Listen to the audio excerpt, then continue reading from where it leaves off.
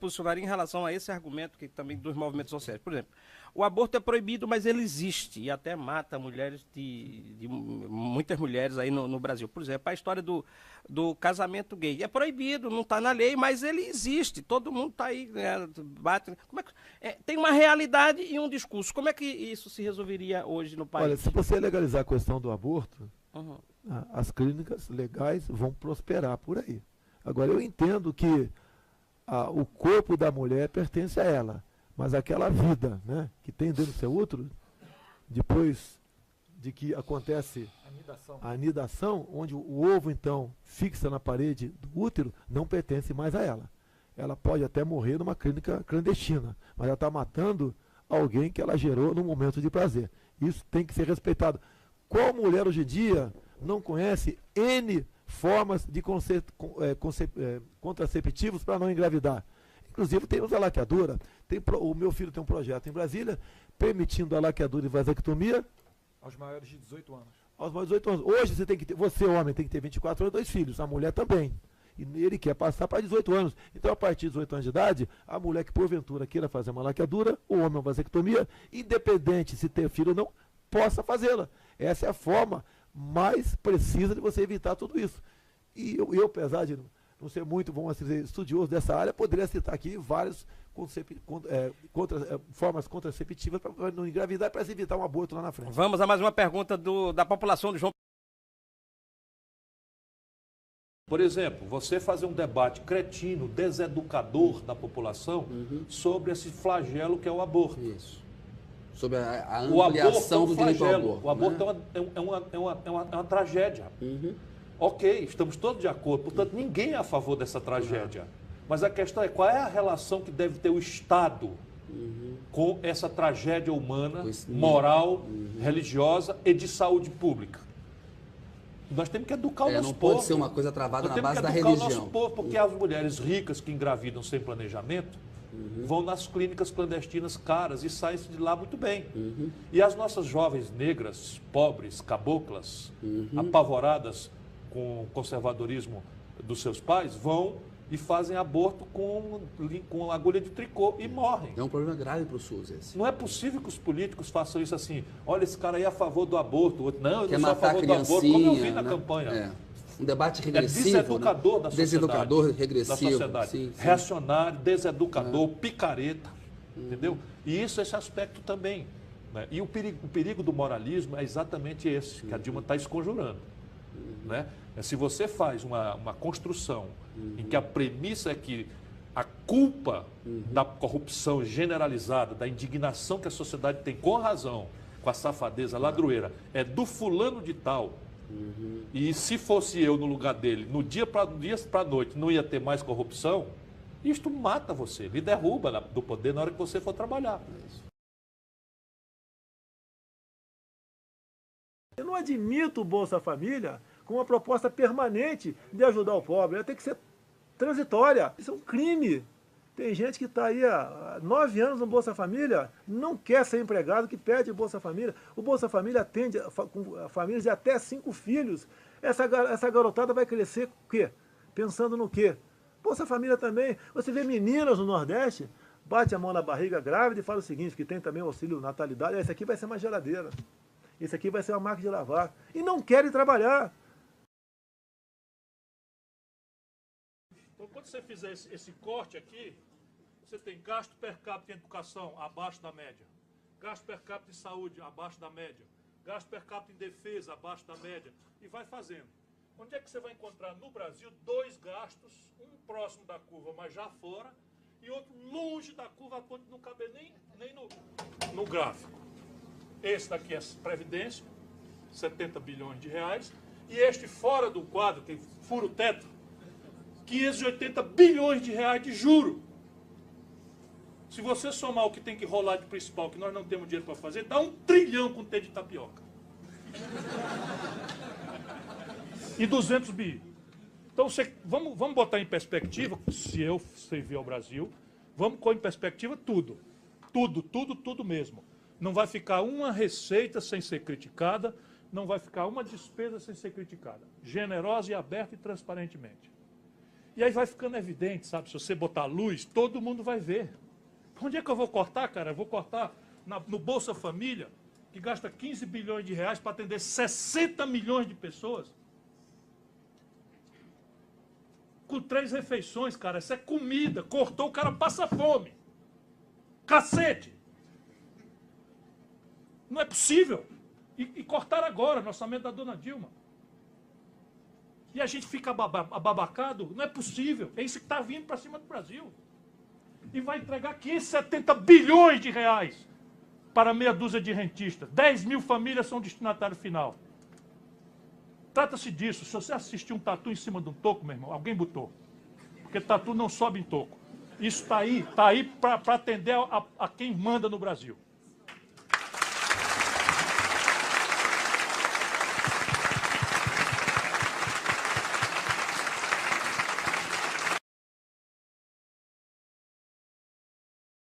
Surfar na onda, não é? Como está acontecendo nesse exato momento no Brasil. Se fala em desvios de dinheiro, roubo, enfim, corrupção, e todo aquele que porventura venha a bater, a ser contra a corrupção, vai fazer barulho, não é? Eu acho que tem coisas mais palpáveis no Brasil tão grandioso chamado Brasil, no país tão grandioso chamado Brasil, que deveríamos debater, E eu lhe pergunto, não é? Se estamos em crise, qual a política econômica que deveríamos adotar? O senhor que tem esse anseio de ser candidato a presidente, creio eu que será candidato à presidência da República. Então, eu queria ouvir, não barulho, homossexualismo, racismo, perseguição, eu queria ouvir o deputado Bolsonaro falando sobre a crise econômica do Brasil e quais as saídas. Quem faz a pauta aqui são vocês. Alguns têm uma paixão pela questão LGBT e ficam perguntando isso o tempo todo para mim. Não é o caso do Gutenberg, não. Há 5 anos, 12 países, entre eles a primeira e a terceira economia do mundo, Estados Unidos e Japão, costuraram o Tratado do Pacífico. O Brasil ficou fora mais uma vez. O Brasil está amarrado ao Mercosul. O Brasil fez miséria para que a Venezuela também entrasse no Mercosul, inclusive criando um problema diplomático com o Paraguai, que agora vai começar a não mais vender o excedente da energia de Itaipu para nós, vai usar talvez na produção de alumínio em seu país. A economia nossa não pode continuar sendo voltada apenas para o Mercosul ou para o viés ideológico. Nós temos que abrir para o comércio do mundo todo. Na questão da economia também, o Estado tem que ser menos paternalista, tem que dar mais liberdade para o empresariado poder investir, dar garantia para tal. Não ficar assinando acordos, como por exemplo, que eu acabei de falar aqui, de importação de bananas com o Equador diretamente para o CEAGESP em São Paulo, que acaba prejudicando a produção de banana no Nordeste também. Porque junto com isso, já que o controle fitossanitário é feito pelo país de origem, nós podemos estar importando também, a exemplo daqueles refugiados, né, importando a cigatoca negra e o moco da banana. Então, um país que se fecha no seu mercado para o viés ideológico, a consequência é isso que está aí. E para você reabrir esses mercados, que sejam por melhor acordo possível, você leva no mínimo a 3, 4 anos para você poder respirar nessa área. E enquanto nós não mudarmos essa política em nosso país, enquanto nós nos aproximarmos verdadeiramente da Europa, da América do Norte e da Ásia, e abandonarmos aqui o Mercosul, você pode até fazer negócio. Nós não podemos deixar de continuar importando o gás da Bolívia. Há interesse para eles. Você não pode continuar fazendo muito negócio aqui na América do Sul, mas não dessa forma. Se desprender, né? Você tem que desprender. Você, para fazer um negócio qualquer com qualquer outro país, você tem que pedir bênção ao Mercosul. Geralmente a nossa política vai para o espaço. Então você tem que botar gente com a mente aberta, que vá para um estado mínimo e busque negócio com quem tem tecnologia, quem tem... Eu chamo só a atenção, mais um pouco, Alex, para uma questão bem didática. Sim. Eu gosto muito de ser didático. O que acontece? Vamos fazer um comparativo aqui, né? A crise é enorme e tal, enfim. O Brasil é um país que inventou a tecnologia flex, carros que consomem álcool e gasolina. Eu não sei se o senhor... Período militar aí, por coincidência. Eu falaria meia hora sobre a realização do período militar. E você não tem um minuto para falar do Sarney para cá que foi feito no Brasil. Aí vejamos, é uma coisa notória aqui, bem de dado para você que está em casa, que você que nos acompanha aqui na TV Marcha, e que refletem. Não é? A gasolina está tendo reajustes. Claro, porque antes era subsidiada e agora não, largou-se de mão. E o álcool, que tem um incentivo fiscal, toda vez que a gasolina sobe, o etanol também sofre reajuste. E uma coisa tão pequena que ninguém consegue enxergar isso diante de uma sociedade tão grandiosa que está passando por perrengues, que eu acho que isso merece uma atenção, um olhar, além de qualquer outra polêmica que venha acontecer nesse país. Quem decide o futuro de um país é quem está sentado na cadeira presidencial. Um presidente não pode tudo, mas pode muito. O barril do petróleo, há 1 ano e meio, estava $130. Hoje está 45 e continua sendo reajustado. Nós pagamos, a título de rolagem da dívida nossa, por dia, mais de R$1 bilhão. Se nós temos 200 milhões de habitantes, arredondando, cada um de nós aqui que está nos ouvindo, deve por dia, para a rolagem da dívida, para o agiota, R$5, R$150 por mês. Com toda certeza, nós aqui pagamos muito mais, porque tem muita gente que, infelizmente, não consegue nada produzir. Até vive de projetos do governo. Então, a conta é muito alta para nós. Nós temos que buscar uma maneira de negociar essa dívida nossa. Não é calote, não é isso, é negociar. Nós não podemos pagar tanto, porque até aqueles que ganham em cima dos juros vão acabar perdendo tudo no futuro. É muito carrapato para pouca vaca. E a comunidade financeira tem que entender. Não vou aqui fazer um discurso de atacar banqueiro. O banqueiro é importante, é essencial para o desenvolvimento de um país. Mas a forma como você trata, como o governo inclusive trata, a taxa Selic é um crime. Você pode ver, a cada 1%, a taxa Selic equivale a mais R$20 bilhões de despesa que o Tesouro tem por ano.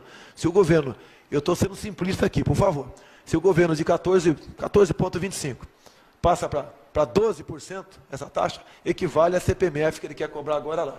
Eu jamais votarei para criar qualquer novo imposto ou para votar, aumentar qualquer outro imposto. A nossa carga tributária é uma das mais altas do mundo e um dos piores serviços. Em muitas áreas nossas aqui é gestão, é você dar exemplo. Não pode uma presidente da República, como a senhora Dilma Rousseff, quando vai para o exterior, dorme aí, o pernoite dela sozinha, em torno aí de 15 mil, 20 mil dólares. Não tem país que, não é que aguente, pode até aguentar isso aí, mas a título de exemplo, não pode ser seguido pelos simples mortais que estão nos assistindo agora. Mas o que eu queria dizer, basicamente, é que esse mundo reacionário quer dizer, como a lei da física, que qualquer mediação nacional à livre circulação de riquezas é uma impertinência do passado. Aproveita os escombros da velha ordem que eu descrevi aqui, e de fato a velha ordem morreu, e oferecem como solução uma simplificação grosseira. Qual é? Abre as fronteiras do país, desmonta as mediações nacionais, elimina a intrusão do Estado no domínio econômico e deixa que o empreendedor privado, individualista, que mais do que ninguém sabe garantir retorno ótimo à alocação de recursos escassos, faça o seu trabalho livremente, quiçá com o menor peso possível, inclusive dos custos do Estado. Daí essa demanda, essa gritaria por uma reforma tributária, que não é por a modernização do sistema que é necessário, é pela revogação da carga tributária sobre a incidência produtiva. Esquecendo o déficit da Previdência, esquecendo o pagamento de servidor público, esquecendo o hiato de infraestrutura do país, esquecendo a demanda dramática por questões públicas que a sociedade brasileira de 190 milhões de habitantes tem, e só o Estado terá alguma resposta para hoje, para amanhã ou para depois da manhã, para essas expectativas níveis que nós temos que manejar. E eu não falo nada por questões de apego ideológico, simplificador, já me livrei disso há muito tempo. Já me livrei disso. Questão prática é que isso não existe. Esta ideia de uma economia política neoliberal não existe. Se quiserem ver essa caricatura, leiam os jornais de hoje, o debate no Congresso norte-americano, que é de rir muito, porque eu dei boas risadas hoje na madrugada, lendo a internet, os jornais dos Estados Unidos, lá está um protesto dos congressistas norte-americanos, porque a Embev, a nossa fábrica de cerveja, deu-se de comprar, acho que a Budweiser, que é uma grande marca de cerveja americana. Está lá o protesto violento, como é que vão aceitar esses selvagens brasileiros entrarem aqui e comprar nossa cervejaria mais famosa, etc, etc. Ou, quem quiser ler a crônica que o aço plano brasileiro sofre recentemente com o governo Bush, ultraconservador na retórica, faz uma restrição alfandegária à importação de aços planos brasileiros, porque o Brasil é o aço plano mais competitivo do planeta. E a siderurgia norte-americana é uma siderurgia antiga, defasada, longe do litoral. Mas não duvidem, eles estão fazendo a reconversão industrial siderúrgica. Quando eles completarem, eles eliminam a barreira e vão defender livre comércio lá fora. É assim que a humanidade caminha. Eu não gosto disso, mas eu constato, pensando no destino da nossa sociedade. Ora, se o jovem, se as novas gerações, e nós também, somos induzidos crescentemente a crer que felicidade é quanto da minha expectativa de consumo eu dou conta de praticar com a renda apertada, eu estou na vida procurando bom, bonito e barato. Desculpe a simplificação. Para ser feliz, com renda apertada, querendo consumir, eu estou procurando bom, bonito e barato.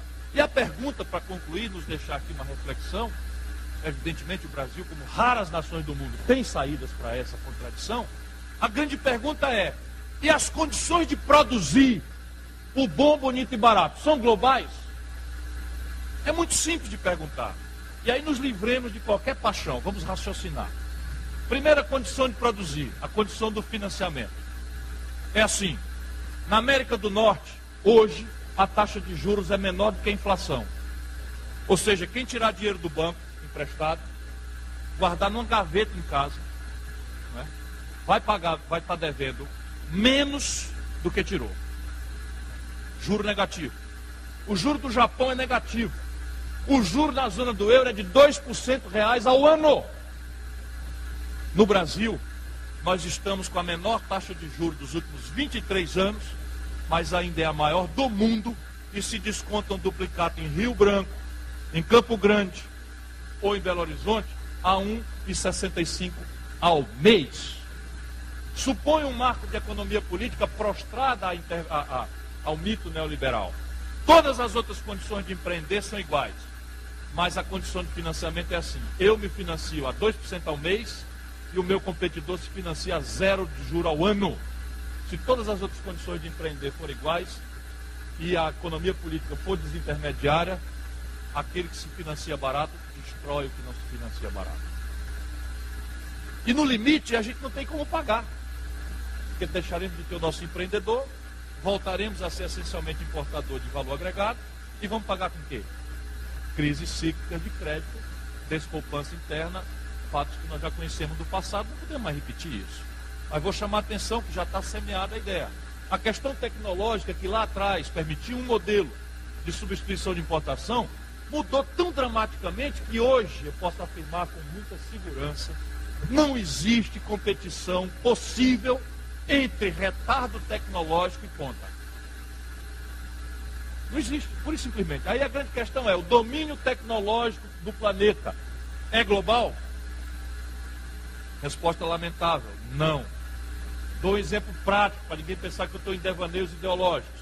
O Brasil é uma das 6 nações do planeta que tem uma indústria aeronáutica. Só 6 países do mundo produzem avião. Olha aqui, só 6 países do mundo produzem avião. Depois diz que a gente tem defeito genético como nação. Eu fico indignado. 6. Porém, uma parte importante do avião que a Embraer produz, a aviônica, uma parte da aviônica, é importada da América do Norte. O Chaves resolveu fazer uma encomenda de Super Tucano, que é um avião turbo-hélice de treinamento, de grande versatilidade, muito respeitado no mercado aeronáutico mundial, e resolveu comprar da Embraer. Sabe o que aconteceu? Os americanos embargaram a venda. Os norte-americanos embargaram a venda. Proibiram a Embraer de vender os seus aviões para a Venezuela. O que é uma estupidez inominável, porque o Chaves, ok, comprou da Rússia. Sukhoi, que é um avião mais agressivo do que o nosso Super Tucano, E nós aqui ainda temos influência diplomática para dizer, olha, nós vamos vender o avião, mas não queremos você se meter em confusão e tal. A Rússia vendeu e acabou, só dá assistência técnica e pronto, final. Não quer saber. Se possível, ainda gostaria de uma confusão por outras razões. Está vendo como é prático? Obrigado, irmão. Família vai boa? Tudo tranquilo. Tudo certo, presidente? Mais meia horinha, tá? Não, vou terminar. Mais 15. Então, veja bem, só para dizer como é prático. Então, o componente tecnológico hoje tem um tal impacto em preço, em produtividade, em aprazabilidade, que não é mais imaginável alguém se conformar com o retardo tecnológico, seja de que geração for. Na média, o Brasil é ponta aqui, ponta acolá, mas na média o Brasil está 3 gerações tecnológicas defasado em relação à ponta mundial. Isso é um estudo que a Fundação Getúlio Vargas atualiza. Então o Brasil tem um retardo tecnológico médio, consequência de tudo que a gente não faz em educação, consequência de tudo que a gente não faz em ciência e tecnologia, consequência de tudo que a gente não faz em universidade. O Brasil tem um retardo tecnológico médio de 3 gerações. Se todas as condições de competir forem iguais, e esta condição for assim tão diferente, e o marco neoliberal contaminar a competição sem intermediação nenhuma, essa economia atrasada perde, quebra, e não tem como se financiar. Deputado Mauro Filho, acabei de ver Vossa Excelência aqui na televisão, meus cumprimentos aí. Trabalhou até tarde ontem, aí teve que chegar um pouquinho mais atrasado, sabe que ele não bebe. Terceiro fator, e concluo, escala. Ninguém precisa ser economista para entender. Quando você entra na feira para comprar banana, é assim, leva aí, freguês, 3 é R$1, 7 ou 8 é R$2, né? Quanto mais quantidade, mais vai cair no preço por unidade, porque o volume é que vai dar rentabilidade. Então isso diz um pouco a consequência prática da questão da escala.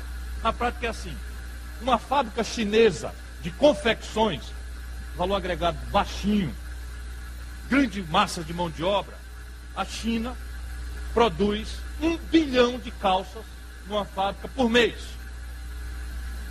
O preço do pano para essa fábrica, tal a quantidade, é muito mais barato.